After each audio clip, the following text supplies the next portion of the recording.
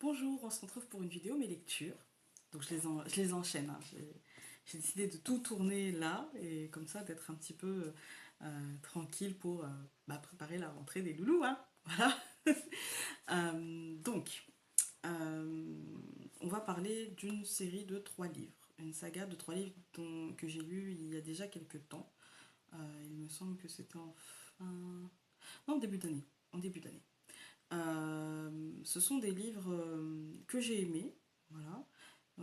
Puis il y a 3 bouquins, ils sont déjà tous sortis, donc vous pouvez voilà, vous faire les 3 et puis après c'est fini. Voilà.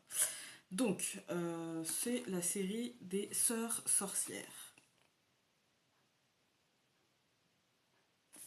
Les couvertures sont très jolies, donc ça c'était le tome 1. Le tome 2, vous voyez les sœurs en fait tournent. Voilà.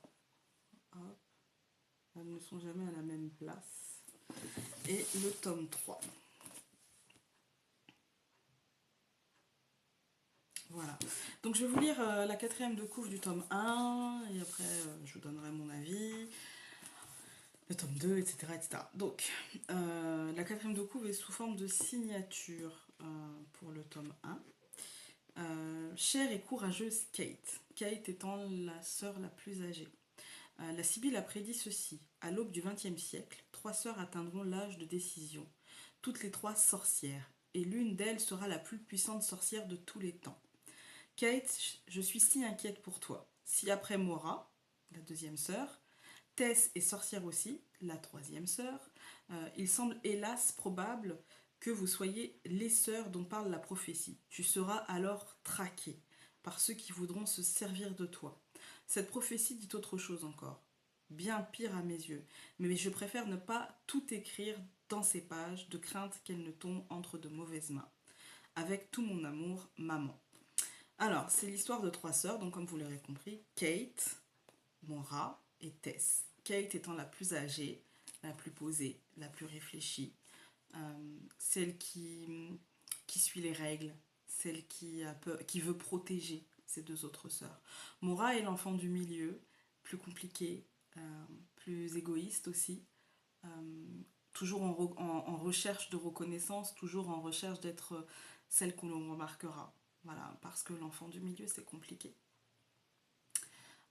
Et Tess est la petite dernière euh, qui, qui, mine de rien, fait son petit bonhomme de chemin, qui est proche des 2 sœurs, qui, qui n'est pas si influençable que ça, mais qui préfère rester en retrait, en fait. Qui préfère rester en retrait et qui regarde tout ça avec en même temps crainte et recul.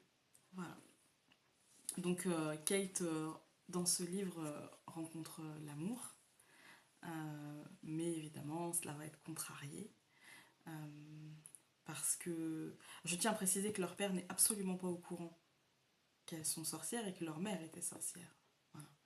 Donc tout ça est forcément contrarié.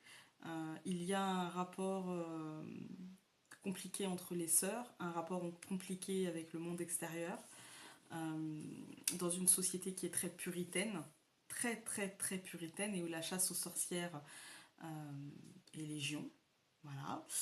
Euh, et du coup, on comprend assez vite que ça va être très compliqué, en fait, d'avoir une vie ordinaire. Voilà. Dans ce bouquin, on s'aperçoit très vite que ça va être très compliqué parce que déjà, les 3 sœurs ne sont pas, enfin, surtout les 2 premières ne sont pas d'accord entre elles et que la deuxième cherche constamment à, à provoquer et que la première cherche à protéger. Donc c'est compliqué. En sachant qu'il y a une personne qui va s'interposer entre les deux et qui, on le verra par la suite, qui s'en repentira, mais ce sera très compliqué. Voilà. C'est un livre qui ne fait pas peur. C'est un livre qui fait réfléchir sur la différence.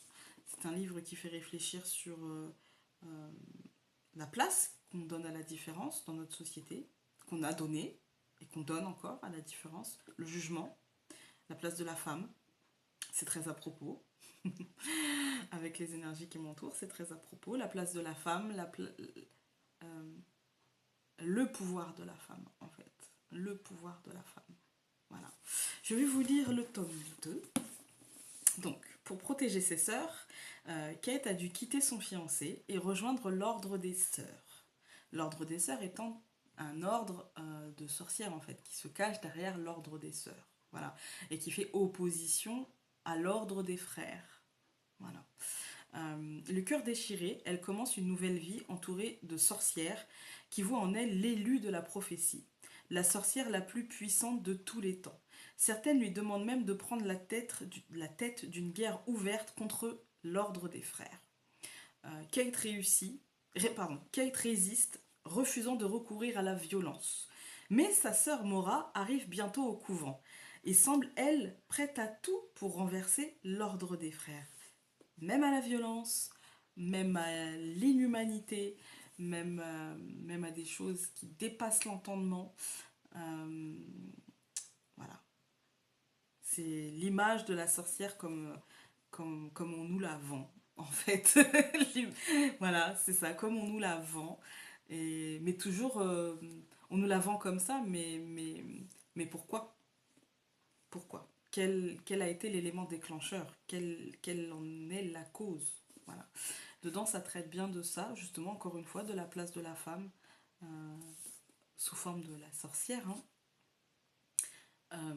C'est un livre qui est très... Le deuxième tome, il est en même temps la place de la femme et en même temps les trahisons des femmes vis-à-vis des autres femmes. Voilà. Pour, pour prendre son pouvoir. Et là-dedans, en fait, justement, dans cette série, il y a bien le distinguo entre prendre son pouvoir et prendre le pouvoir, ce qui n'est pas tout à fait la même chose. C'est un autre sujet qui fera peut-être partie Peut-être que je le mettrai en vidéo, peut-être que j'en ferai une vidéo, mais il y a une différence entre prendre son pouvoir et le pouvoir, tout simplement. Et du coup, c'est bien expliqué, enfin, c'est bien raconté. Voilà.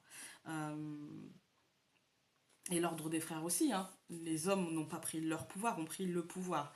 Et on voit bien que ça a déséquilibré un petit peu les relations entre hommes et femmes.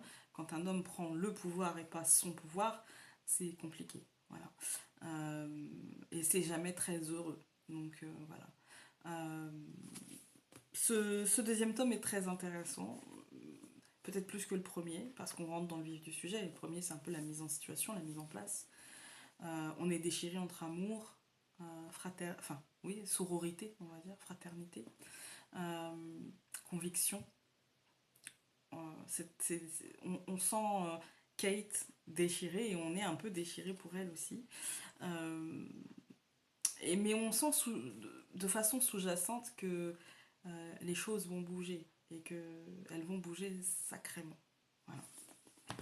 Je vais lire le troisième tome. L'attaque de la prison d'Arwood. Alors évidemment, pourquoi la prison? Parce que peut-être que certaines femmes sont emprisonnées dans cette prison par les frères. Voilà. Donc l'attaque de la prison d'Arwood a été un succès. Des dizaines de jeunes femmes injustement enfermées par les frères ont été libérées. Mais Kate ne peut s'en réjouir. Sa sœur Mora a basculé du côté de la violence. Elle a effacé la mémoire de Finn, son amoureux, et a anéanti tous les frères du conseil. L'heure de la prophétie semble avoir sonné. Mora ira-t-elle jusqu'à tuer sa propre sœur? Je ne vais pas vous spoiler ça, hein, vous spoiler ça.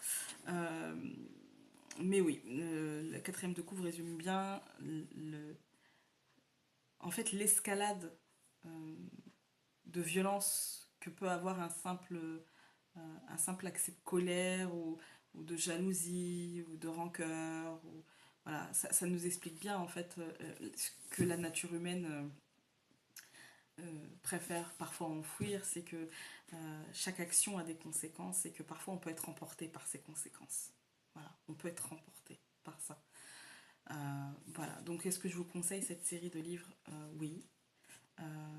Je pense que c'est aussi bon. Alors, pour les ados, il y en a 3, ils sont pas énormes, mais bon, ça peut rebuter quand même. Il y a pas. Voilà. Pour les ados qui aiment lire, oui, je pense que ça peut être bien. D'une manière générale, c'est un bon divertissement, ça vide bien la tête. C'est pas aussi fourni que ne peut l'être le livre que je vous ai présenté la semaine dernière, La Passe Miroir. L'univers n'est pas aussi fourni. C'est dans un univers... en fait, on a incorporé de la magie dans un univers très réaliste, mais du passé. Donc pour ceux qui aiment bien un peu les livres historiques avec un peu de magie, tout ça, ça peut être sympa. C'est un bon divertissement.